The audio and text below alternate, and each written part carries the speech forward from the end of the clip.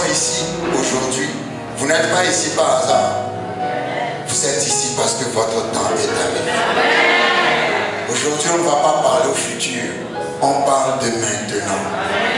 Alléluia. Parce que mon Dieu est le Dieu du maintenant. Quand tu vas partir d'ici, tu vas partir avec cette assurance et cette onction que ton temps, c'est maintenant. Alléluia. Tu ne passeras pas toute ta vie dans les inquiétudes et dans les souffrances. Il y a un commencement pour toutes choses, mais il y a aussi une fin pour toutes choses. Parfois, c'est comme si Dieu t'a oublié. Mais quand Dieu t'a oublié, c'est le signe. Quand tu as l'impression qu'il t'a oublié, c'est le signe qu'il est encore plus près de toi. Alléluia. Et il y a une expression que j'aime dans la Bible. Nous étions arrivés à ce niveau hier, mais je vais faire un résumé rapide. Dans le Esther chapitre 1, la reine Vashti avait désobéi, n'est-ce pas, à son mari qui voulait par fierté montrer sa beauté. Et il s'est senti déshonoré. À cause de cela, ses conseillers ont dit que l'exemple que la reine Vashti a montré n'est pas bien. Donc il faudra que le roi puisse se trouver une autre femme. Chapitre 2, la Bible dit qu'on a réuni les belles filles du pays et il fallait que ces filles se présentent devant le roi pour que le roi fasse son choix. Mais parmi ces filles, il y en avait une qui n'était pas aussi favorisée que les autres. Parce qu'elle était numéro 1 orpheline, numéro 2 elle était exilée, captive, et numéro 3 elle appartenait à une race qui était d'une minorité méprisée et méprisable.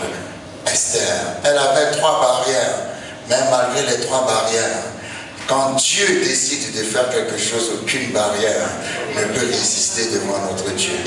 Même la mer rouge ne peut résister devant notre Dieu. Elle est obligée de se diviser en deux.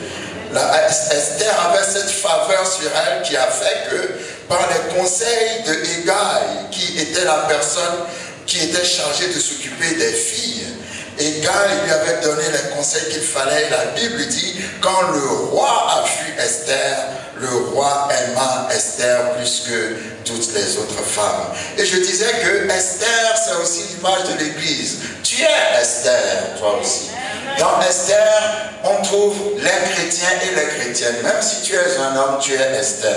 Parce que c'est l'image de l'épouse, l'Église, qui s'apprête pour rencontrer le roi des rois, Jésus-Christ, qui va se manifester bientôt pour l'enlèvement. Donc quand je parle d'Esther, je parle de toi. Alléluia. Et quand la Bible dit qu'il y avait une faveur exceptionnelle sur Esther, tu dois savoir que la même faveur est sur toi. Et que lorsque tu te présentes parmi plusieurs personnes, toi tu feras la différence. Alléluia. Et je disais que la faveur, c'est un mot qu'on ne peut pas expliquer. Parce que tu ne peux pas expliquer pourquoi tu as la faveur. Dieu dit, je fais grâce à qui je fais grâce. Grâce, c'est pas parce que tu as fait quelque chose que Dieu te fait grâce. Non, c'est parce que Jésus a fait quelque chose. C'est pour ça que la grâce est venue sur toi. Amen. Donc, on ne peut pas expliquer pourquoi cette personne que toi tu trouves qu'il ne marche pas dans la voie qu'il faut, il n'est pas aussi saint que toi tu crois, il ne fait pas ce que toi tu fais, il ne jeûne pas 365 jours comme toi tu jeûnes, mais Dieu l'a favorisé. Parce que Dieu veut juste favoriser cette personne. Alléluia. Donc la faveur ne s'explique pas. Alléluia. Mais sache que la faveur est sur ta vie. Amen. Et nous avons vu que dès que Esther est devenue reine, Esther chapitre 3 nous parle de l'élévation d'un homme qui s'appelle Aman. Et nous avons vu que les plus grands succès sont parfois suivis de grandes défaites. Amen. Mais il ne faut pas que cela vous décourage. Alléluia. Parfois, vous pouvez avoir un grand succès et juste après avoir une grande défaite. Ce n'est pas un problème. Relevez-vous et continuez, vous aurez encore un autre succès. Alléluia. Donc, quand Dieu vous donne une promotion, le diable aussi se donne une promotion pour venir vous attaquer. Parce que l'élévation d'Esther a fait en sorte que dans le monde spirituel, Aman aussi a été élevé. Et Aman, c'est quelqu'un qui n'aime pas les Juifs, le peuple de Dieu. Nous pouvons dire que les Juifs, nous sommes aussi les Juifs spirituels. Alléluia. Lorsque Dieu te donne une promotion, il y aura aussi quelqu'un qui va se lever contre toi. Alléluia. Le diable va rentrer dans quelqu'un pour te persécuter ou pour faire en sorte pour te rendre la vie dure. Alléluia. Que cela ne t'étonne pas. Ce sont des choses qu'il faut... Vous savez, il y a des attaques du diable qui ne doivent plus vous étonner. Ce qui doit vous étonner, c'est que ces attaques ne viennent pas vite.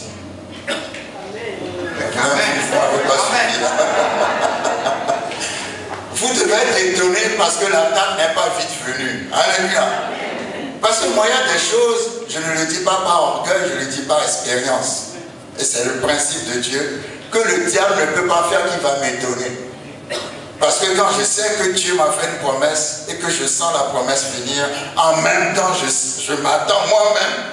Je m'attends à l'attaque. Et quand l'attaque ne vient pas, je dis, mais pourquoi ça ne vient pas vite? Ça n'a qu'à vite venir pour que je puisse rentrer dans ma bénédiction. Parce que l'attaque doit venir avant la bénédiction. Donc si l'attaque vient, tu ne dois pas être étonné, ça doit venir. C'est un principe spirituel que Dieu ne va jamais te donner la promesse si tu ne vis pas d'abord le contraire de la promesse. Alors si Dieu t'a fait une promesse et que tu vis le contraire de la promesse, c'est très bien. Ça veut dire que tu es sur le bon chemin. Parce que le diable ne peut pas changer le plan de Dieu. Le diable savait que Dieu avait promis à Joseph qu'il sera dans une position très élevée. Et le diable, vous savez, Dieu a fait une promesse à Joseph à 17 ans. La promesse s'est accomplie en 30 ans. Mais 17 moins 30, pendant 13 ans, la vie de Joseph a été misérable. Quand tu vois la vie de Joseph, tu ne vas même pas croire que Dieu lui a fait une promesse. Tu vas dire que Dieu est un menteur. Le diable l'a tellement fatigué, le diable est parti même le mettre en prison. Vous savez, quand tu es en prison, la prison c'est une place où tu n'as aucune opportunité de rencontrer quelqu'un qui va t'aider. Alléluia. C'est comme si le diable l'a caché ou l'a enterré pour que Dieu ne se souvienne pas de lui. Mais quand le diable a mis Joseph en prison, Dieu aussi a envoyé les serviteurs du roi en prison. Ça veut dire que quel que soit l'endroit où tu te trouves, quand ton temps est arrivé, Dieu enverra quelqu'un vers toi. J'ai la foi dans le nom puissant de Jésus-Christ de Nazareth, que dans quelques jours, quelqu'un va témoigner de cette parole que nous sommes en train de dire, parce que Dieu va envoyer quelqu'un vers toi. Toi-même, tu vas te dire, mais ce n'est pas possible, comment il a fait? Non, il sait tout, il sait où tu te trouves, il sait ce que tu vis, il sait par quoi tu passes. Alléluia. Dieu savait, ce n'est pas maintenant que Dieu fait les choses. Dieu a fait les choses, c'est déjà fait. Dieu savait qu'un jour viendra où il y aura un homme qui s'appellera Aman, qui va vouloir détruire le peuple juif. Et Dieu a fait en sorte qu'il a placé une juive à côté du roi avant que ce Aman ne se manifeste. Avant que le diable ne se manifeste dans ta vie, Dieu a déjà placé quelqu'un sur ton chemin pour t'aider à combattre cette attaque qui vient. C'est pas que Dieu va commencer à réfléchir en disant oh, ma fille est attaquée, comment je vais faire? Non, il a trouvé la solution avant le problème. Tu dois avoir cette assurance-là. Parce que le diable est toujours en retard et Dieu est toujours en avance. Le diable n'est pas en avance, non, il est en retard. Parce que Dieu le précède toujours. Esther est devenue reine, Aman a été élevé. Et Aman, à chaque fois qu'il passait, les gens se mettaient à genoux devant lui. Sauf une seule personne, le cousin d'Esther qui s'appelle Mardoché. Et les gens ont tout fait pour que Mardoché s'agenouille devant Aman. Et Mardoché a dit non, moi je suis juif, c'est-à-dire je suis chrétien. Je n'adore pas un homme, j'adore Dieu. Vous savez, parfois quand vous marchez dans la foi, vous risquez votre vie. Mais si vous risquez votre vie pour Dieu, Dieu ne vous laissera jamais tomber. Il aurait pu se dire, bon, ok, c'est comme ça dans le royaume, donc je vais faire comme les autres. Quand Aman va passer, je vais me prosterner devant lui. Vous savez, quand vous lisez l'histoire de Daniel et Meshach, Abed-Nego et Shadrach, quand eux, ils sont rentrés dans le palais du roi, ils n'ont pas mangé les mêmes nourritures que le roi. Vous n'êtes pas obligé de faire ce que le monde fait. Alléluia. Ils ont imposé aux cuisiniers du roi la nourriture que eux ils veulent manger.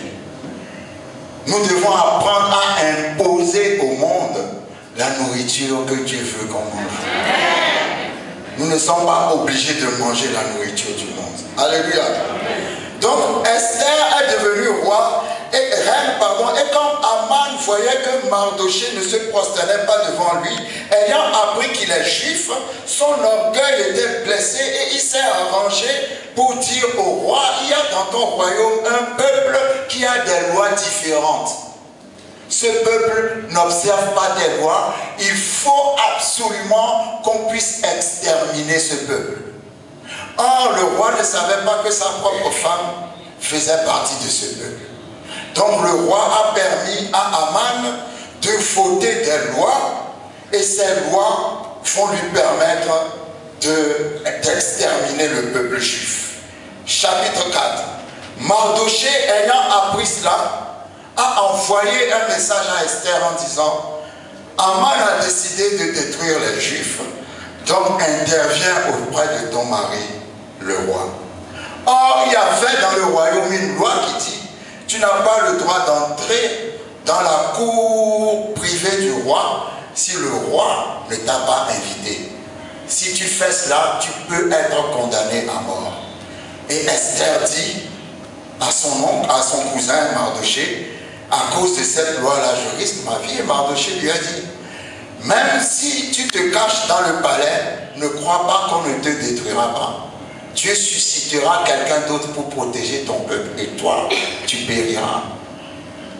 Qui sait si ce n'est pas pour ce temps que Dieu a permis que tu deviennes reine. Je ne sais pas si quelqu'un s'est déjà demandé pourquoi Dieu a permis que tu sois là où tu es, dans le pays où tu es, à l'heure où tu es, dans la maison où tu es, dans ce que tu fais actuellement. Alléluia. Parce qu'il y a toujours une raison pour laquelle Dieu t'a placé là où tu es. Et donc, Esther s'est dit, ok, elle a compris sa mission et elle a dit à son oncle, à son cousin, avertis le peuple, nous allons faire 3 jours de jeûne. Et comme cela, après les 3 jours, je vais entrer dans la cour du roi et rencontrer le roi. Et c'est ce que nous avons vu hier dans le chapitre 5 d'Esther, que après les 3 jours de jeûne, Esther, dans ses habits, dans ses vêtements royaux, se présenta dans la cour intérieure de la maison du roi, devant la maison du roi. Le roi était assis sur son trône royal dans la maison royale, en face de l'entrée de la maison. Alors, j'ai parlé des vêtements royaux, les vêtements royaux. Et je dis que les vêtements royaux, c'est la foi. Les vêtements royaux, c'est la justice. Je parlais de la justice hier, peut-être que les gens n'ont peut-être pas très bien compris quand je parlais de la justice. Le mot justice, dans le mot justice, vous avez le mot juste. Quand vous rencontrez le mot juste dans la Bible, il faut mettre le mot chrétien à la place. Le chrétien, c'est le juste. Dans le mot juste et le mot justice, vous pouvez aussi trouver le mot justification. La justification signifie Jésus est mort, il a versé son sang pour nous justifier. Justifier signifie comme si tu n'as jamais péché.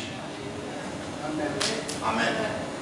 Quand on dit que tu as été justifié par le sang de Jésus, ça veut dire que pour Dieu, tu n'as jamais péché. C'est ça la justification.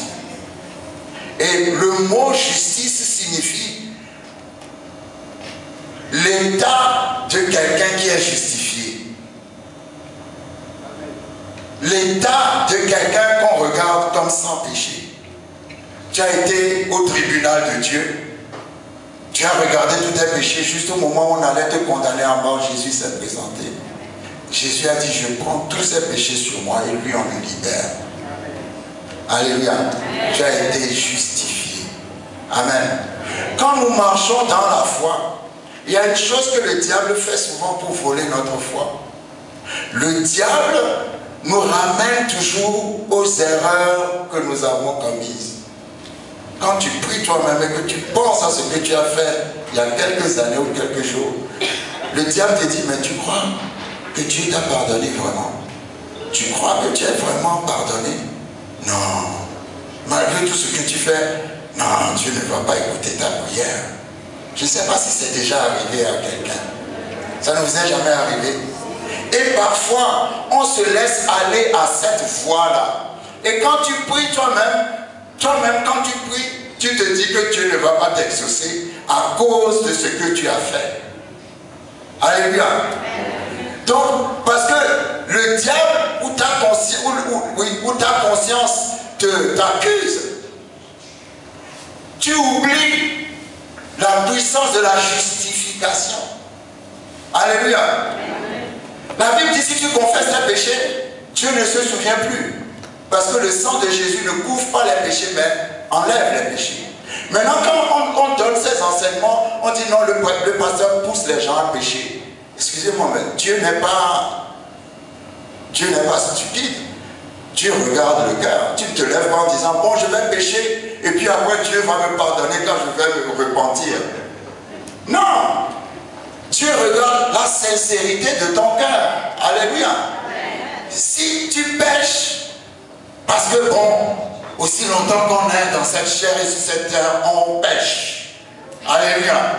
Il n'y a personne ici qui va dire que lui n'a jamais péché. C'est faux. Même aujourd'hui, tu as péché plein de fois. La Bible dit, le salaire du péché, c'est quoi? Alors pourquoi tu n'es pas mort encore? Parce que tu es justifié par le sang. Alléluia. Donc si tu sais que tu as fait une erreur devant Dieu et que tu te repens sincèrement, je ne dis pas d'aller commettre un péché exprès et puis venir dire bon je me repens. Non, n'oubliez pas que le péché est pardonné, mais le péché a des conséquences. Quand David a commis l'adultère, il a été pardonné, oui ou non? Mais après l'adultère, qu'est-ce qui s'est passé? Il y a des problèmes qui sont rentrés dans sa famille. Ses enfants commençaient à s'entretuer. Absalom a voulu même lui faire un coup d'état pour le chasser de la royauté. C'est les conséquences du péché. Pourtant, il a été pardonné au point que Dieu a dit, c'est un homme selon mon cœur. Donc, il ne faut pas dire je vais aller pécher et puis je vais... Non, je ne parle pas de ça. Mais quand on pêche et qu'on se repent sincèrement, Dieu nous pardonne. Celui qui est en Christ ne pêche pas, comment dirais-je, ne planifie pas le péché. Quand on était dans le monde, on planifiait le péché, le nombre de femmes qu'on va détourner, le nombre de boîtes de nuit on va aller, le nombre d'argent qu'on va aller voler. On planifiait le péché. Non, je ne parle pas de ça. Parce que celui qui est en Christ ne peut pas planifier le péché. Mais celui qui est en Christ peut pécher accidentellement. Donc ne laisse pas la conscience du péché t'empêcher d'avoir l'assurance de ta foi. Si tu as péché, tu dis Seigneur, Dieu regarde le cœur. Alléluia. C'est le cœur. Si Dieu sait que non, tu es sincère avec lui, il te justifie. Et toi, tu dois recevoir cette justification. Tu ne peux pas vivre dans la conscience permanente du péché. Tu dois vivre dans la conscience permanente de la grâce. Amen. Quand tu vis dans la conscience permanente de la grâce, tu es sûr. Vous savez, quand vous lisez Jean chapitre 1, 11, quand Jésus est arrivé dans les cimetières pour ressusciter Lazare, et lisez bien la prière qu'il a faite, il a dit, Père, je te rends grâce. Je sais que tu m'exauces toujours.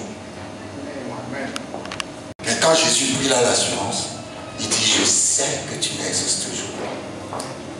Il faut que tu puisses emmener ta foi au niveau où tu dois savoir qu'il t'exauce toujours. Dans le nom puissant de Jésus. Esther est rentrée avec assurance dans les vêtements royaux, la foi, la justice, la confiance. Quand le roi l'a vu, le roi lui a tendu le sceptre d'or. Alléluia. Et elle est rentrée dans la cour du roi, dans la cour privée du roi. Ensuite, quand elle est rentrée, le roi lui a demandé, mais pourquoi est-ce que tu veux me voir? Elle ne lui a pas dit tout de suite, je suis venu te voir parce que ton premier ministre Aman veut détruire mon peuple. Elle lui a dit, je suis venu te voir parce que je vais faire une fête chez moi et je veux t'inviter avec Aman à venir manger dans mon palais.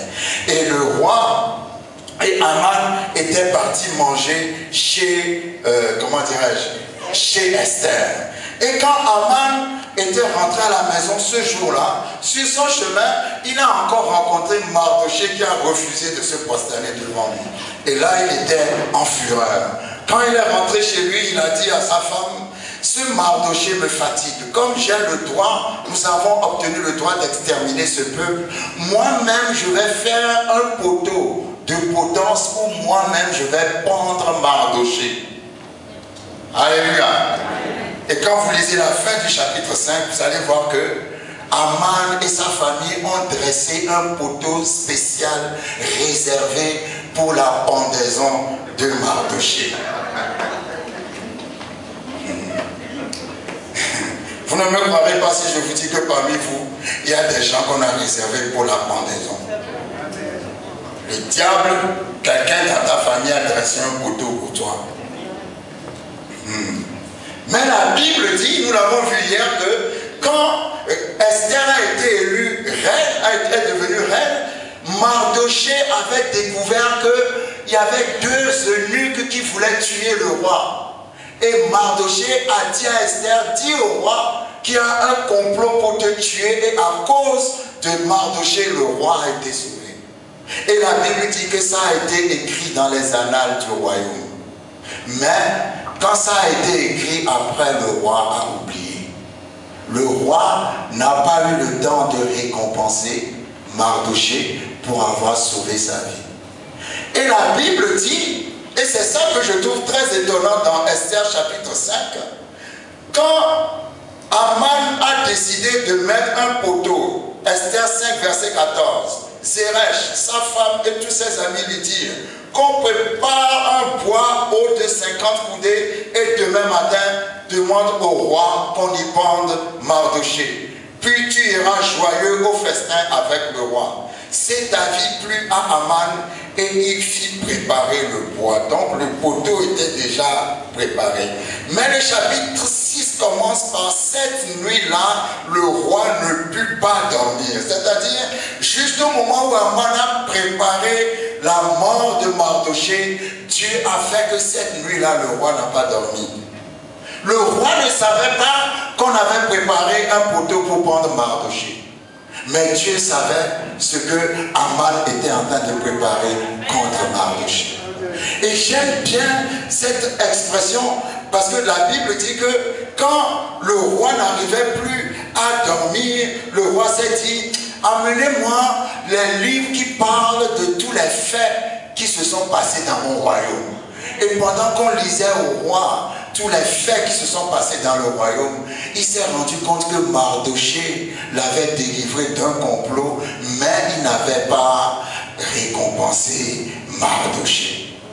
Alléluia. Vous savez, je parle toujours du temps fixé. Le temps fixé. Il y a toujours un temps fixé.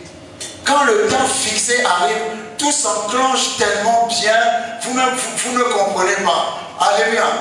Juste au moment où on a décrété qu'on allait pendre Mardoché, Dieu a réveillé l'esprit du roi.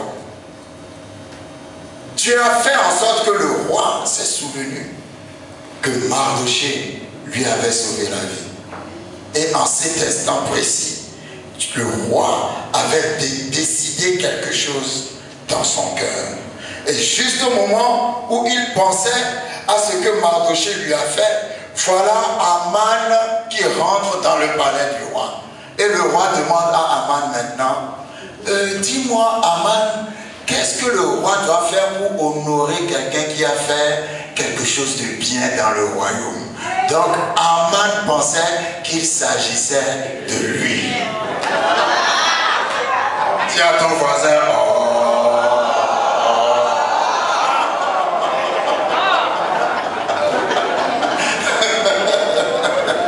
Et puis maintenant, comme Aman pensait qu'il s'agissait de lui, Esther 6, verset 7, et Aman répondit au roi, pour un homme que le roi veut honorer, il faut prendre le vêtement royal dont le roi se couvre et le cheval que le roi monte et sur la tête duquel se pose une couronne royale.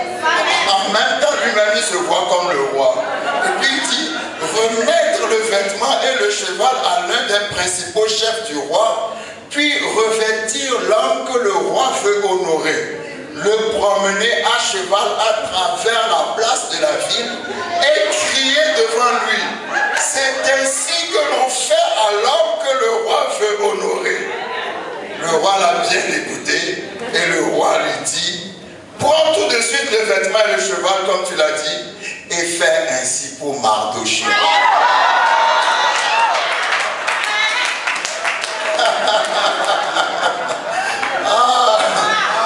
J'aime Dieu, alléluia. Dieu dit que c'est ceux qui t'ont mis par terre qui vont t'honorer. Alléluia. Ce n'est pas ceux qui ne te connaissent pas qui vont t'honorer, non, non, non. C'est ceux qui t'ont bien insulté avant, ceux qui ont menti sur ton compte, ceux qui t'ont mis par terre. C'est eux qui vont t'honorer. Alléluia. Donc j'imagine que Mardochée a dû changer. Imaginez le visage de Aman, pardon. Alléluia. Et donc Aman était obligé de faire ce que vos ennemis vous honoreront. Je dis vos ennemis vous honoreront. Parce que Dieu est le Dieu qui change. Dieu renverse le cours des événements. Alléluia. Vous croyez que ce qui se passe va dans cette direction, mais avant que ça arrive au bout, subitement, ça va prendre une autre direction. C'est ça que j'appelle l'onction du tout à coup. Tu ne l'as pas vu venir, tu n'as jamais pensé à ça, mais tout à coup. Dis à ton voisin, il y aura un tout à coup dans ta vie. Les gens commençaient déjà à se réjouir dans la maison d'Aman parce qu'ils pensaient qu'ils vont pendre Mardochée. Ils ont tout préparé pour Mardochée, mais tout à coup.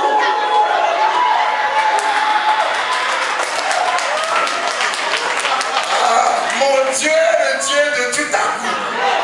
Tu ne le vois pas venir, ne te préviens pas. Tout à coup.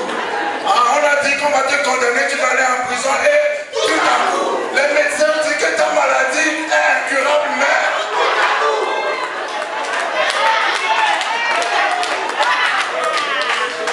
Le Dieu du tout à coup. Alléluia.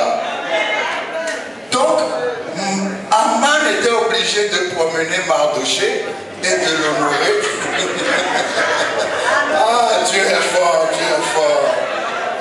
Maintenant, dans le chapitre 7, Esther invite encore une deuxième fois le roi Assuérus et Aman. Et maintenant, pendant qu'ils mangeaient, Esther a expliqué au roi que Aman cherche à détruire. C'est à ce moment-là que le roi s'est rendu compte que sa femme est juive. Que Aman cherche à détruire son peuple. Et le roi s'est fâché. Le roi s'est tellement fâché, nous n'allons pas rentrer dans tous les détails, que le roi a décidé qu'il faut qu'on tue Aman. Et ce que j'aime bien, c'est que Aman a été pendu sur le poteau.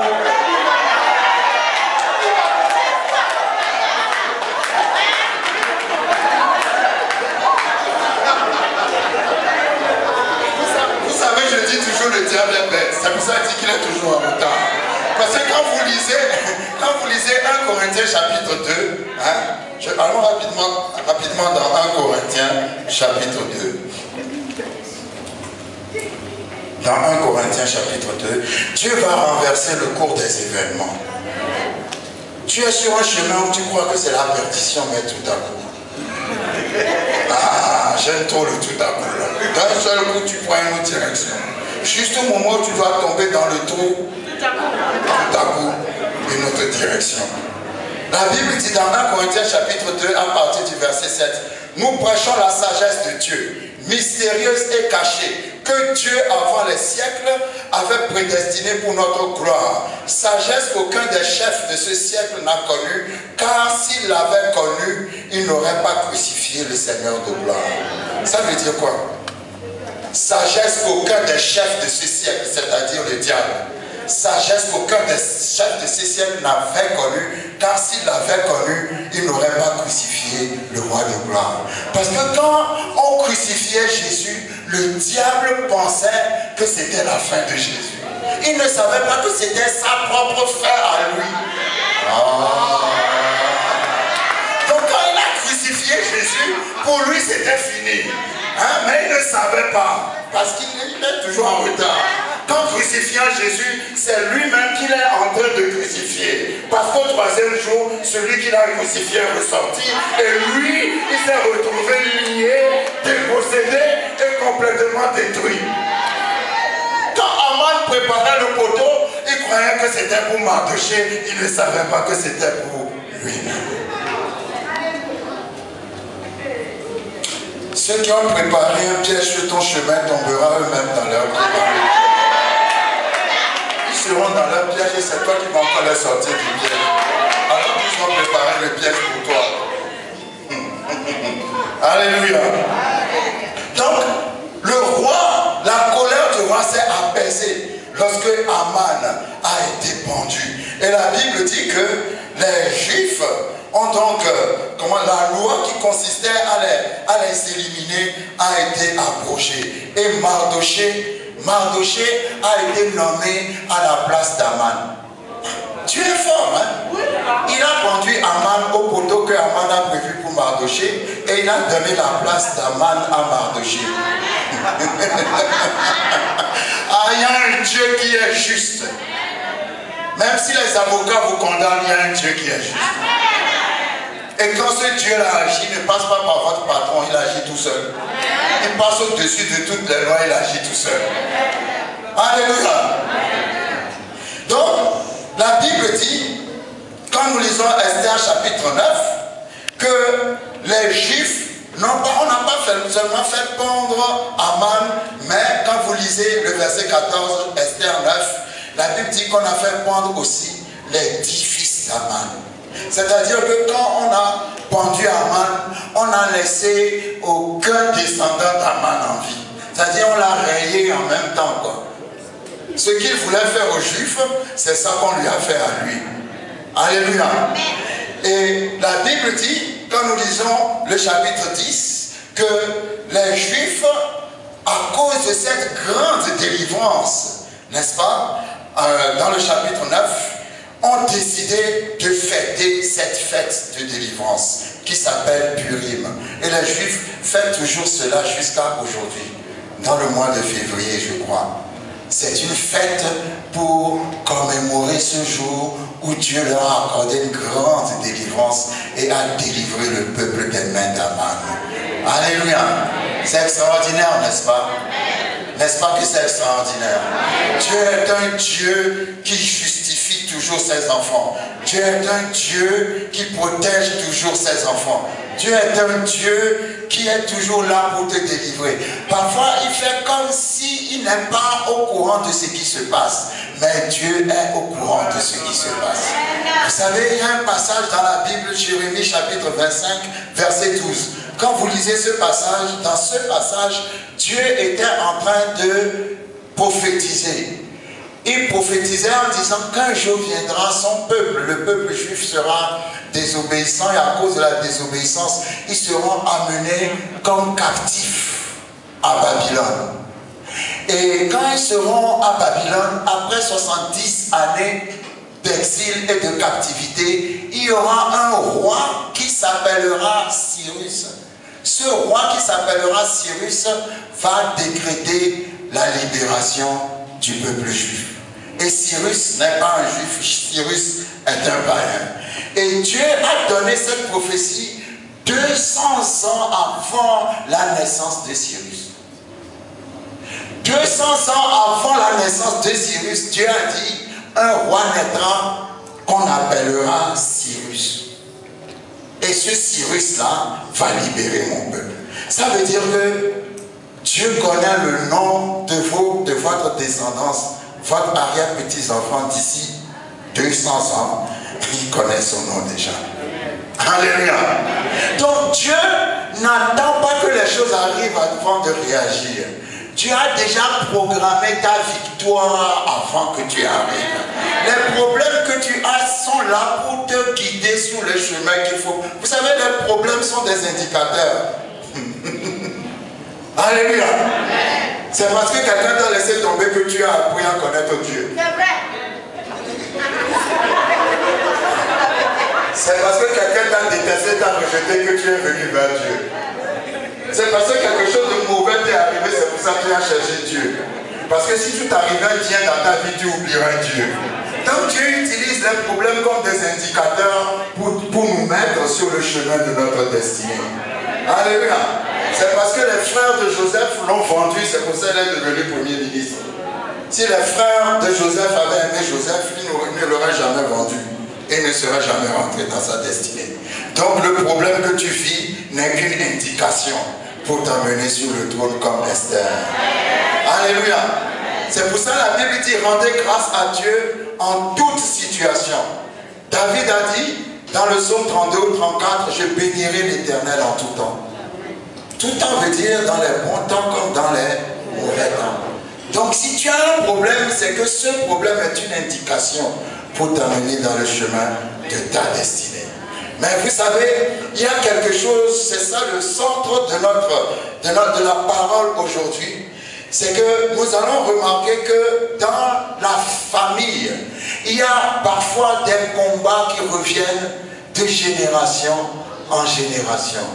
Ton arrière-grand-père a été combattu. Un jour, j'étais avec un prophète qui a donné une parole de connaissance à un frère. Et il disait au frère, il y a un esprit qui a combattu ton père. Cet esprit a tellement combattu ton père que ton père n'a pas pu réaliser ou devenir ce qu'il devait être. Tellement cet esprit l'a combattu. Et je vois que cet esprit d'ici 3 ans va te combattre aussi. Et cet esprit va venir pour causer des problèmes, le même esprit. Il y a dans des familles des esprits qui sont toujours les mêmes et depuis des générations qui sont toujours là pour combattre, pour combattre, pour combattre. Mais nous devons apprendre une chose, chaque personne sait quel esprit combat dans sa famille. Pourquoi vous êtes calme comme ça? Quand je dis la vérité, les gens sont calmes. Chaque personne sait quel esprit combat dans sa famille. Alléluia. Mais quand ces choses-là se manifestent, toi, tu ne dois pas laisser cet esprit continuer de combattre. Parce que le combat que tu n'as pas combattu reviendra sur tes enfants. Si tu n'arrives pas à vaincre cet esprit reviendra pour combattre encore tes enfants. Vous savez, ce qui s'est passé entre Esther et Aman, Mardoché et Aman, ce n'est pas quelque chose qui a commencé en leur temps. C'est quelque chose qui a commencé depuis le temps de Moïse. Parce que Aman est la descendance d'Amalek. Et lorsque le peuple d'Israël est sorti d'Égypte, quand vous lisez Exode 17, la Bible dit qu'il y a un peuple qu'on appelle Amalek qui est venu combattre Israël pour détruire Israël. C'est à ce moment-là que Moïse est parti sur la montagne et il soulevait son bâton. Et quand il soulevait son bâton, Josué avait la victoire pendant la guerre, mais quand ses bras se fatiguaient, Amalek avait le dessus. Et ils ont compris qu'il fallait s'asseoir, faire asseoir Moïse, soutenir ses bras, jusqu'à ce que Josué puisse avoir la victoire. Alléluia. Ce qui veut dire, entre parenthèses, que vous devez apprendre à soutenir vos leaders. Lui, il est parti au sommet d'une colline et il a dit, Josué va combattre sur le terrain. Donc il y avait 2 batailles. La bataille physique et la bataille spirituelle. Maintenant, la bataille physique n'est pas la bataille qui contrôle le spirituel. Non, c'est la bataille spirituelle qui contrôle la bataille physique. Parce que quand Moïse soulevait son bâton, Josué qui combattait physiquement avait le dessus. Mais quand les bras de Moïse se fatiguaient, qu'il baissait les bras, Amalek avait le dessus sur Josué. Et ils se sont dit, on va faire asseoir Moïse et on va placer une personne à chaque côté pour soutenir son bras. Et quand ils ont fait ça, le bras de Moïse est resté, comment dirais-je, élevé jusqu'à ce que Josué a la victoire. Amen. Si tu es dans une église, cherche à faire asseoir ton pasteur.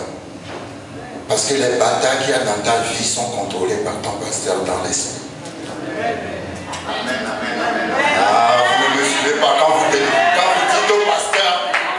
au pasteur, priez pour moi, et puis après vous allez l'insulter, le critiquer. Vous allez perdre votre bataille parce que c'est lui qui contrôle votre bataille par son intercession. Mais quand vous le soutenez, vous l'honorez, vous aurez la victoire dans votre bataille. Alléluia. Parce qu'il aura la stabilité nécessaire pour pouvoir contrôler votre bataille jusqu'à ce que vous ayez la victoire. Et la Bible dit, quand vous lisez Exode 17, que quand Amalek est venu combattre, le peuple d'Israël, Dieu a dit, j'effacerai la mémoire d'Amalek de la terre. Alléluia. Dieu a dit, je vais effacer la mémoire d'Amalek de la terre. Comme quoi il y a des gens contre qui il ne faut pas se lever. Il y a des gens, vous pouvez vous lever contre faire tout ce que vous voulez avec eux, c'est pas grave. Mais il y en a, quand tu fais ça, Dieu va effacer ta mémoire de la terre. Donc Amalek a commencé, c'est d'Amalek que sont sortis les Amalécites. Et vous allez remarquer que pendant des générations et des générations, les Amalécites ont toujours détesté et combattu le peuple d'Israël. Et vous vous souvenez du roi Saül. Le roi Saül est le premier roi d'Israël. Et le roi Saül est venu de la tribu de Benjamin.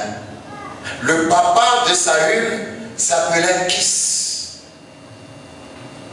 Quand vous voyez la lignée de Mardoché, Mardoché est une descendance de Saül. Parce que Mardoché a les mêmes parents. Quand vous voyez la lignée de Mardoché, vous verrez le nom du papa de Saül, Kis, dans la lignée de Mardoché, qui lui aussi est sorti de la tribu de Benjamin. Il y a quelque chose qui se passe, que les mêmes combats que ton grand-père a fait, les mêmes combats vont venir sur toi.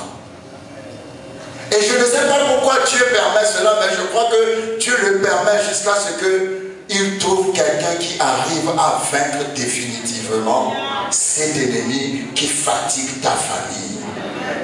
Alléluia. Donc, quand nous lisons 1 Samuel 15, nous allons nous rendre compte dans 1 Samuel 15 que le roi Saül a été faire la guerre aux Amalécites. Et quand il allait faire la guerre aux Amalécites, Dieu lui a dit, quand tu iras dans ce pays, ne laisse personne vivant. Tue tout le monde. Hommes, enfants, animaux. Rase le pays. Laisse zéro dans le pays. Mais quand Saül est parti faire la guerre, il a ramené le roi vivant. Et il a ramené les plus beaux animaux du pays. Et quand Samuel le prophète lui a dit, Dieu ne t'a-t-il pas dit de raser tout? Pourquoi est-ce que tu ramènes le roi vivant et les animaux? Saül a dit au prophète Samuel, j'ai ramené les animaux pour faire un sacrifice. Il n'a pas dit à mon Dieu, à ton Dieu. Et Samuel lui a dit, l'obéissance vaut mieux que le sacrifice. Parce que tu as fait cela, Dieu va te rejeter. Et le roi des Amalécites s'appelait Agag. Et Aman s'appelle Aman l'Agagite. C'est-à-dire la descendance. Il y a un combat que ton grand-père a perdu et le même esprit est revenu te combattre. Si Saül les Amalécites, il n'y aurait jamais eu d'Agag. Mais parce qu'il n'a pas écouté ce que Dieu lui a dit, il a laissé pour sa descendance un ennemi. Ah, tu ne laisseras pas d'ennemi pour ta descendance. Ta descendance prospérera. Parce que la Bible dit que la postérité du juste sera puissante sur la terre. Des générations après, Aman la Gagite, la descendante. Vous savez, j'aime bien parce que Aman la Gagite, la descendance du roi Agag, s'est opposée à Mardoché, la descendance du roi Saïd. Comme quoi le combat que ton grand-père n'a pas gagné, dans le nom de Jésus, toi tu vas le gagner. C'est pour ça que je dis que l'histoire d'Esther, c'est pas seulement une histoire, c'est pas une histoire simple, mais c'est le rendez-vous de l'histoire. Vous savez, il y a des familles où on ne se marie jamais, c'est un esprit qui vous a toujours combattu. Il y a des familles où on n'a jamais de travail, c'est un esprit qui vous a toujours combattu. Il y a des familles où on a toujours eu le diabète, on est toujours mort du diabète, c'est un esprit qui vous a toujours combattu. Il y a des familles où il y a toujours le cancer, si quelqu'un trouve que je manque, la personne lève le doigt, c'est faux. Parce que dans ta famille, il y a toujours un combat. C'est pour ça que je dis qu'aujourd'hui, le combat va cesser. Vous n'avez pas bien dit amen. Faites attention, il faut dire amen, pas aman. Parce que c'est aman qui vous combat. Alléluia. Il faut bien dire amen pour faire bien la différence entre amen et aman. Alléluia. Amen. Il y a des combats comme ça qui reviennent, qui reviennent, qui reviennent, qui reviennent. Et parfois, le combat, vous savez, quand on est trop habitué à quelque chose qui n'est pas bon, on croit que c'est normal. Et puis bon, c'est normal, on accepte ça. Mais tu ne dois pas accepter ce qui n'est pas normal. Tu dois refuser ce qui n'est pas normal. Alléluia. Vous savez, quand vous lisez Luc chapitre 1, quand Jean-Baptiste était né, la Bible dit, on voulait lui donner le nom de son père Zacharie.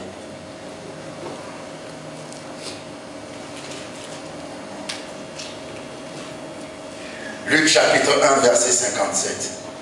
Le temps où Élisabeth devait accoucher arriva, et elle enfanta un fils.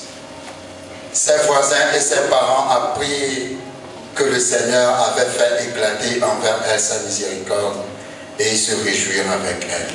Le 8e jour, il vint pour circoncire l'enfant, et il l'appelait Zacharie du nom de son père. Mais sa mère prit la parole et dit, non, il sera appelé Jean.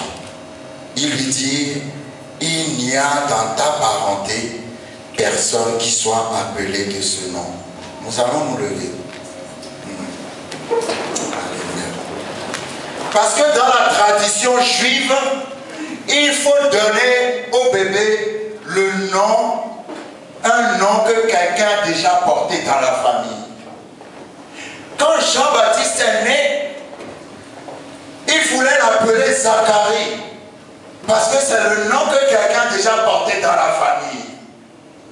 Mais Dieu avait prophétisé que son nom sera Jean, un nom que personne n'a porté dans sa famille. Donc quand sa mère a dit non, on ne l'appellera pas Zacharie, on l'appellera Jean. Ils ont dit, ça c'est un nom qu'on n'a jamais porté dans la famille. Ah, aujourd'hui je vais prier pour que Dieu change ton nom. Amen. Tu n'es pas obligé de porter le nom du diabète qu'on a déjà porté dans ta famille. Tu n'es pas obligé de porter le nom de célibat et divorce qu'on a déjà porté dans ta famille.